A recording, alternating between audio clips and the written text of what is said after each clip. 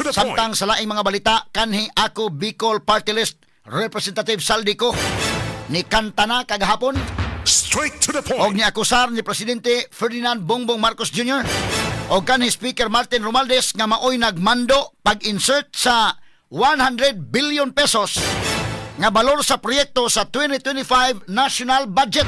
Straight to the point. Ipagawas niko ang taas nga listahan sa mga proyekto nga gahinan sa maong pundo din ubay-ubay ni ini ang alang usab sa Sugbo. Straight to the point. Kada nagpagtagad ro butaga mahigala ha. Karong butagan ining atong pagban-uban usab ning atong tulumanon inyong tulumanon.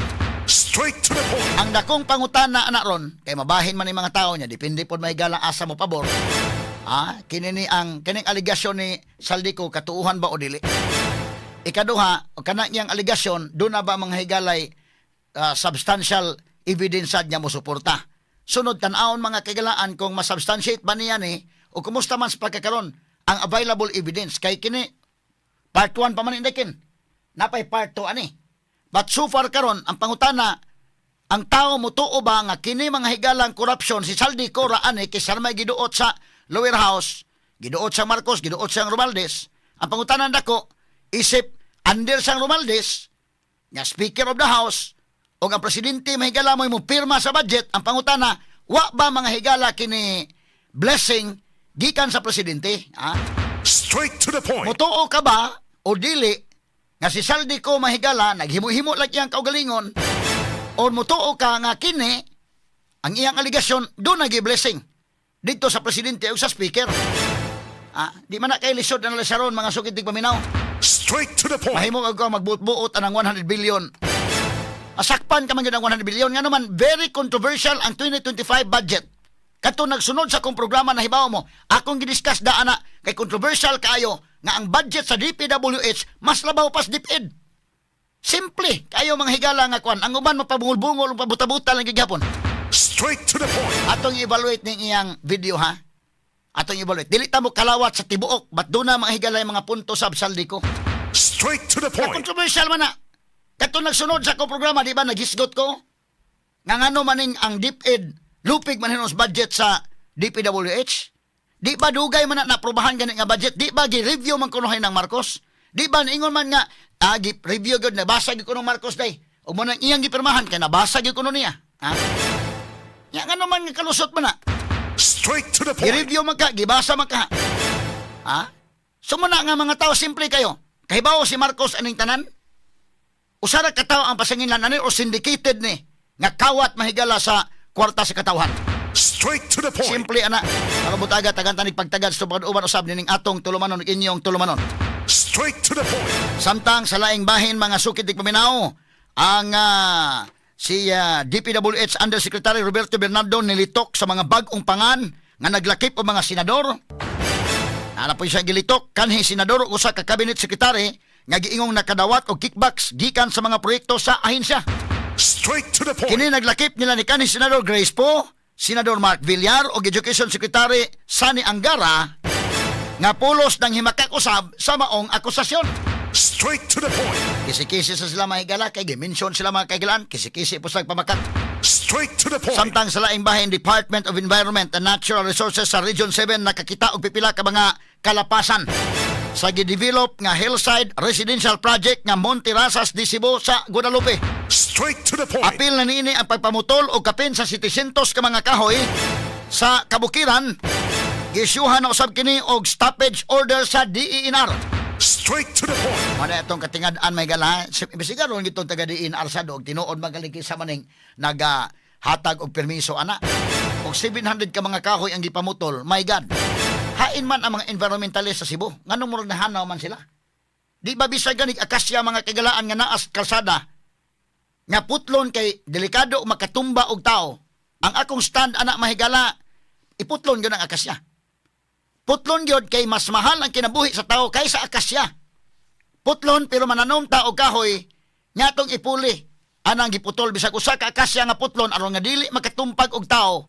Putlon na. Mananom og 100 ka kahoy ipuli ana. Mo na akong stand anang maong isyu. Pero kadtong mga environmentalist kanadto dahil rally gyud rally. Ano mo karali ana lagi sa Montirasas? Straight to the point. Anong nahilo man mo aning Montirasas nga isyu? Straight to the point. Kung tinuod ng 700 ka mga kahoy ang naa naputol. Karong mga panahon na may ganit ka basta-basta makaputol kay mo inter ang diinar. Yang ano man lagi diha, anong gisayon man lang. Straight to the O point. mauni ang gipasanginlan o sa sige pasanginlan nga nakakontribute sa grabing pagbaha mga higalang na sinati atol sa bagyong Tino. Straight to the point. Kantanig pagtagad lubutaga sa atong pagbanuman usab nining atong tulumanon inyong tulumanon. Straight to the point. Kamantay ka kin mo na maghilom pastiranan ning nagpatuo nga mga environmentalist kani adto asan mo panggawas mo. Ani ay tay daghang mga issues. Straight to the Sa point. dilan tong uban nga murag nga lahi na pud tong ilang mga career na pud nga ilang kuan. Ilang follow mga sukit tig paminaw pero katong uban daghan man to sa una. Straight to the point. Magdagandagan magdagandagan kay nganong giputol ang akasya. Magkalahi gud ako do na kay kung kaugalingong stand. Yan. Akong giinan sila dili ko mapasanginlan nga dili ko antay ko ining pagproteher sa environment because sa una sa ako'y KBP chairman din sa Cebu nagpasiugda gyud kog pananom og kahoy.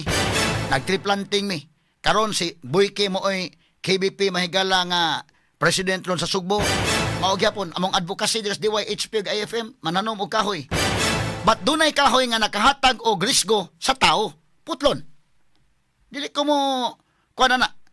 Dili ko mo duha-duhas akong stand ana. Mubarog ko unsay akong stand mahigala, bahala di kauyon ang uban. Pero ako po ipaputol na. Kanang kahoy na padong karkar nga delikado nga kuan, nas kalsada, pila man o hitabo. Angay bang putlon, ako mo oy pangutan-a putlon. Pero mananom tag 100 ka kahoy nga atong ipuli. Unya, kato mga environmentalist nga nagdagandagan. Hay naman mo nganong namay gipamutol kahang kahoy diha. Niingon naman DNR nga nakalapas utrosan ning DNR mga kagalaan. Kinsa may nagpirma ana nga taga DNR kani adto. Straight to the point. Nya nganong man nakaprotesta ng 700 ka mga punuan makaday nang gipamutol.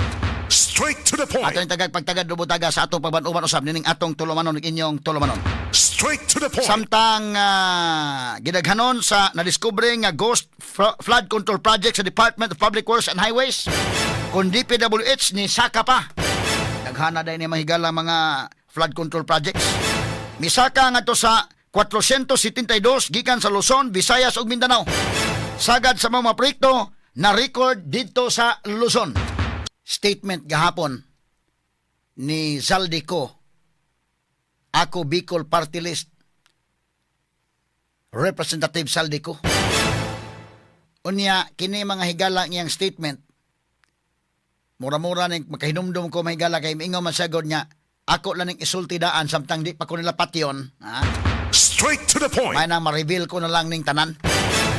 Mura ning iya mahigala wise ning iyang move, no? Nabahala na mga tao kay ang mga tao may gala doon na may mutuo. Doon na masay uban di.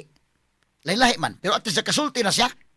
Kay ugaling unsay mahitabo niya, at least nakasulti na siya mga higala. Kining iyang gibuhat, mura ni mahigala katong atong na interview diri sa kahanginan ni nagpada ni mahigala og mensahero nga mo surrender kadto si Leonardo John Manto. Kinumdum mo? Ato natabunan ning isyuha kay saon ta man ni matabunan nga gibagyo man ta mga sukintig paminaw. Straight to the point. Daghang mga issues ko na hinumdum ko. Daghang issues nga natabunan og kalit tungod ining mga katalagman. Unya, di man ko nato mauna silang mga isyuha kay na may mas dagkong panghitabo. Di ko kalimot kadto bitaw si Engineer Molina, ako mo tong na interview. Labot ato mahigala nga katuto ang tarpulin dito sa tungas bukit. Pero pagkaugma ka naglinog man, pagkagabi iday nalinog man ang Bohol. Aw ang Northern Cebu. Wa na ato nang na biyaan tong maong isyu. Usa ka buwan na busy man ta dito sa linog. Unya igo-igo na human ang linog na naunsa man ng bagyo mahinon Tino. So na likatan na totomo po ning isyu ning Leonardo John Manto Jr. nga medyo natabunan ning isyu ha. Gumikan mga higala kay kalit sa bagyo lagi. In fact, nagsabot na gani mi adtong kuan nga moadto sa balay ni Manto, mapadakog reporter dito para mapahigayon na to ang ocular inspection sab dito. Sus, bagyo man day, wala madayon, no? Mao na nga natabunan pero katos Manto kung ato balikan maro-maro sa tunay. Katos Manto o kadto mahigalang CIDG nagipatay Police Captain Joel Liparine por tandog kay namatay na ra ba. Og ato tong i-evaluate sila mahigala doon ni mga Kini man to, dili pa kung sana man ni mga, doon ako yung mga questions pagyod nga, angay niya mahigalang matubag, o kini iyang kinabuhi, medyo makaingon kita, kini fair evaluation na medyo doon ay daghang mga tanghaga, kini kinabuhi ning man to. Ya kini po si Police Captain Joel Di pa rin nga iyang kauban si Police Executive Master Archel Tiro, doon na po yung mga tanghaga, kada lang guda ang magdakag motor, white plate number, kada kong tanghaga anak ni Store. Straight to the point. Kanang magbunit ka, mahigala na, kada kong tanghaga anak. Parihas na doon na yung mga tanghaga. Pero Chris Manto, kuansad, wise ba? Tanaw niya, mo surrender naman siya, padong naman siya mo surrender, pa-interview sa doon na to sa DYHP. Straight to the point. Aron mabati daan ang iyang pamahayag ni Store. Ha? Kay simbako og magkinaunsa, mo surrender siya, himuan sa senaryo, at least nasulti na niya daan ang tanan. Straight to the point. Mototong interview din kay doon naman ni Arena ko nga mo surrender ko no si John Mantoy ko sige mas mayo ato i-facilitate niya mo surrender. Na mas sinahimong krimen. O, napatay man yan ng kapitan sa EDG, di man basta-basta. Yan ang bayaran sa prisuhan. Pero nitubag pos man to ni explain sa siyang side nga nganong nahimo niya to. So nagpa-interview sa nato diri, nabulabog yun. Ya surrender gyud sa tinuod. Pero humana ato na interview. Ako tan-aw ba murag mamaon sa saldi ko nay. Tan-aw saldi ko bida. Ako na may giduot ining kalakihas tanan.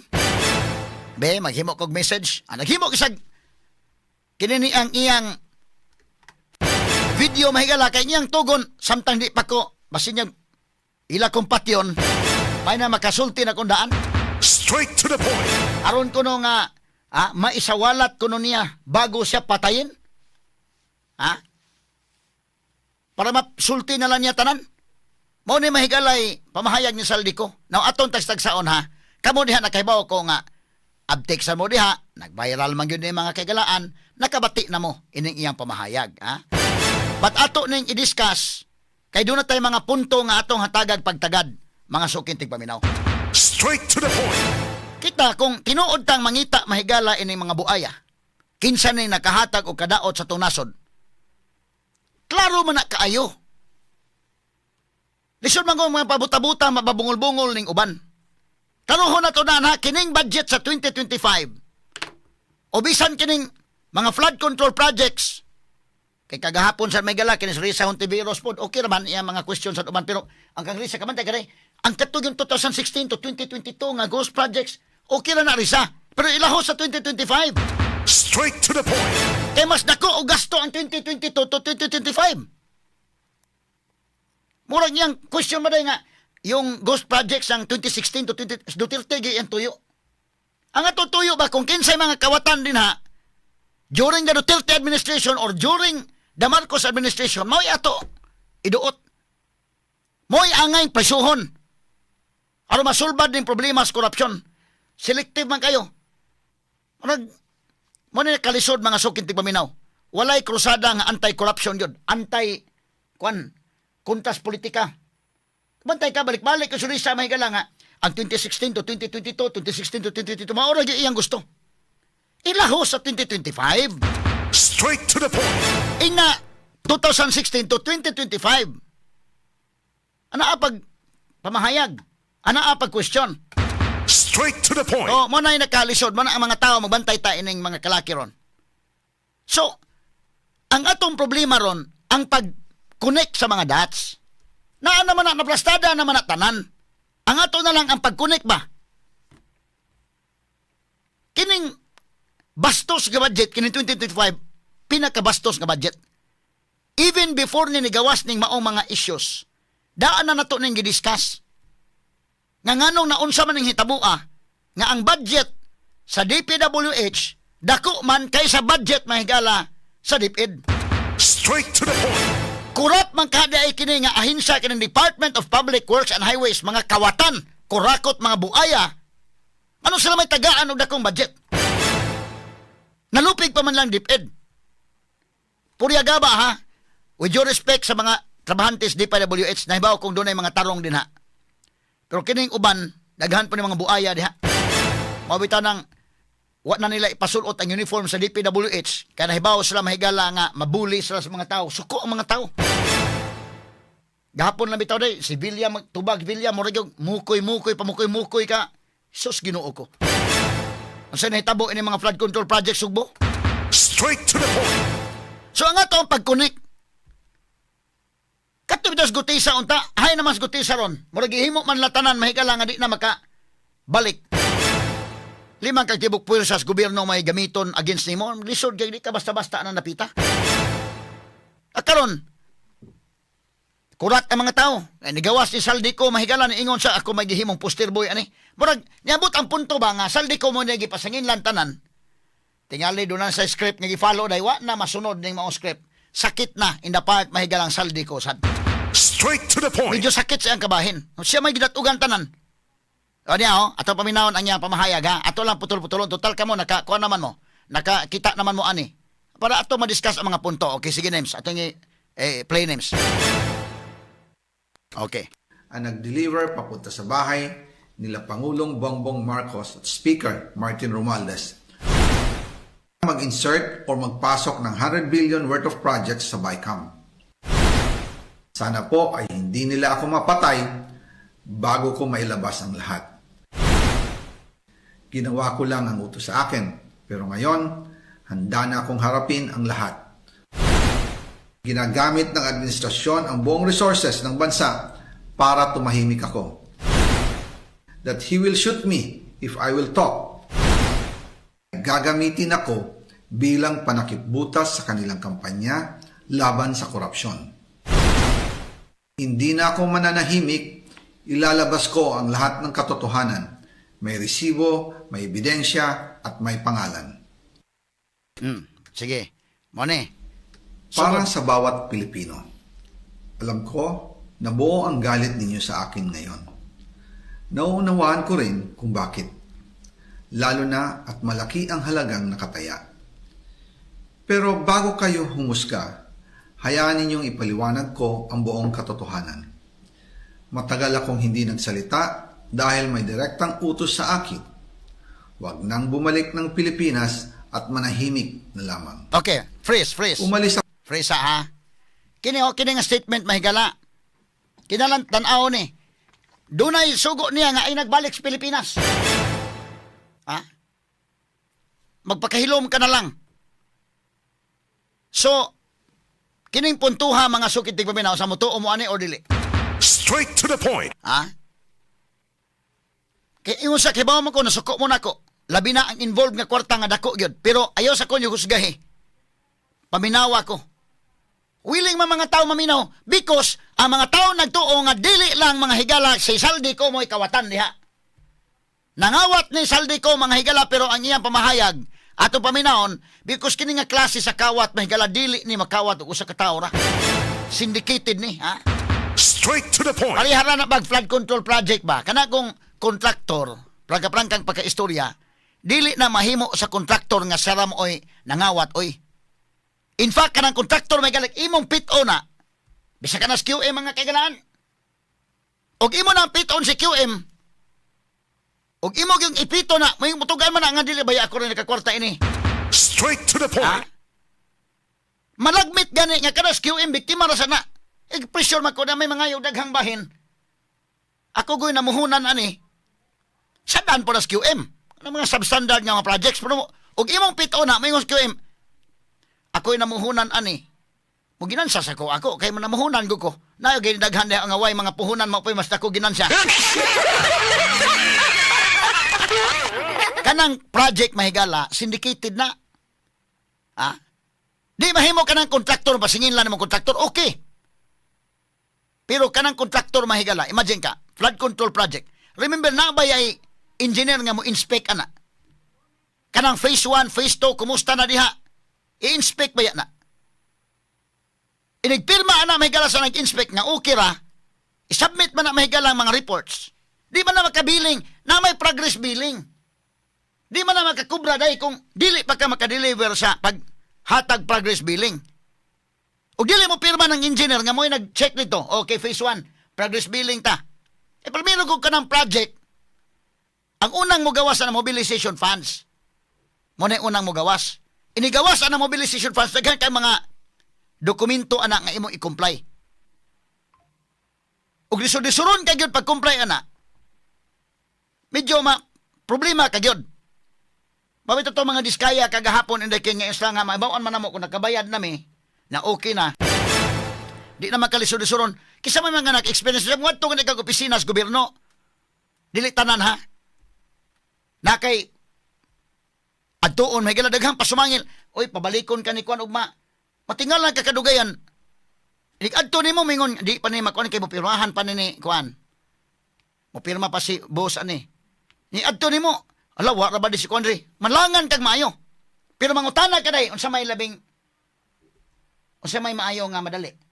Amo ingon na nay pamagi sir unsa nga madali.